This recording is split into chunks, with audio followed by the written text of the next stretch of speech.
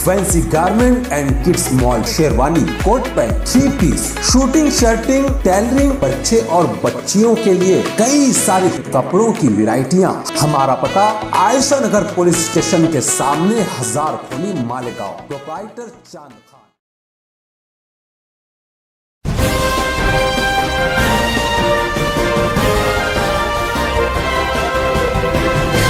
मानव समाचार, मानवता के हक में। मैं चंद जगह आपसे समाकाशी करूंगा।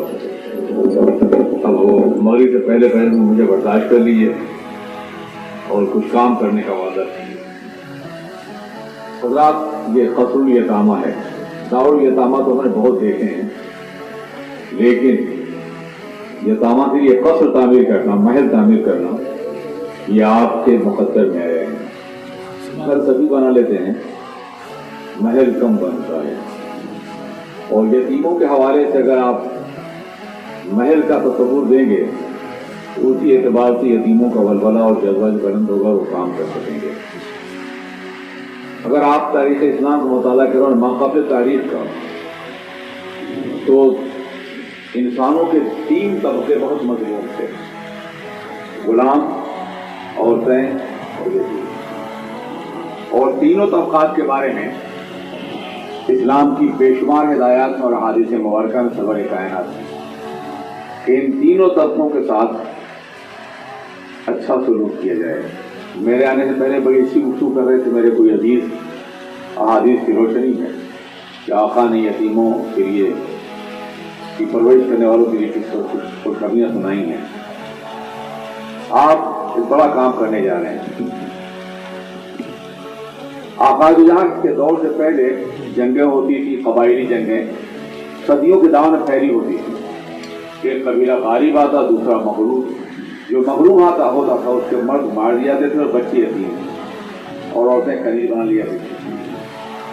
आकादुजहाँ अलैहिस्सलाम को अल्लाह ने यतीम पैदा फरमाया ताकि अब्दुल्लाह के यतीम दुनिया के तमाम यतीमों के तरफ मोहब्बत का हासिल कर सकें। और यही वजह है कि आका ने फरमाया, किसी का या अब्दुल्लाह मेरा दिल बहुत सख्त है, आपने फरमाया कि यतीम के सर पे हाथ रखो और मुझसे कसरत से दुरूद पढ़ो।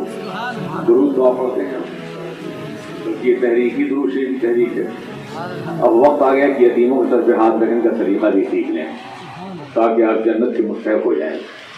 आकायद यहाँ गुजर रहे हैं, एक सहाबी का रसूलुल्लाह, ये घर बड़ा मुनव्वर है, बिजली की रोशनी तो नहीं रही होगी, सहाबी की निगाह है, मुनव्वर घर है, यानी ये रोशनी दरअसल उस नूर की रोशनी थी जो अल्लाह की तरफ से नाजिल हो रहा था।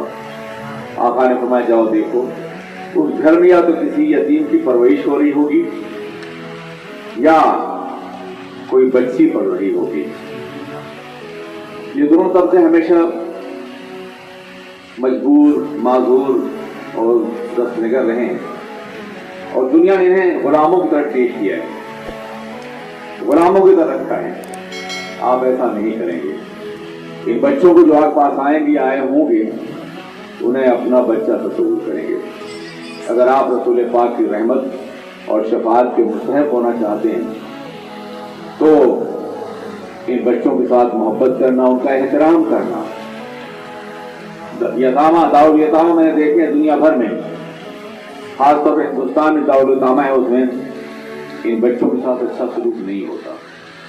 बच्चों के नाम पर अपनी जहन्नम भर लेते हैं और उन्हें खाना कपड़ा भी मैसर नहीं होता है। हज़रात, यकीनन चूँकि ये दारुल यतामा नहीं, असुल यतामा अल्लामा शाकिर नूरी और अजीज़ गिरामी सैयद साहब के ज़ेर एहतमाम बन रहा है, मुझे यकीन है कि ये दारुल यतामा यकीनन क़स्रुल यतामा होगा और यहाँ बच्चों के साथ अपने बच्चों से सलूक किया जाएगा। हज़रात, आकायदुजहाँ सरवर कायनात मुहम्मदुर रसूलुल्लाह सल्लल्लाहु अलैहि वसल्लम ने दुनिया भर के यतीमों को अपने दामन में पनाह दी है।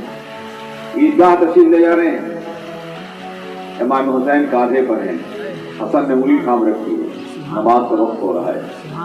अचानक आबादी से बाहर एक बच्चे को अलग बैठा हुआ देखा आपने।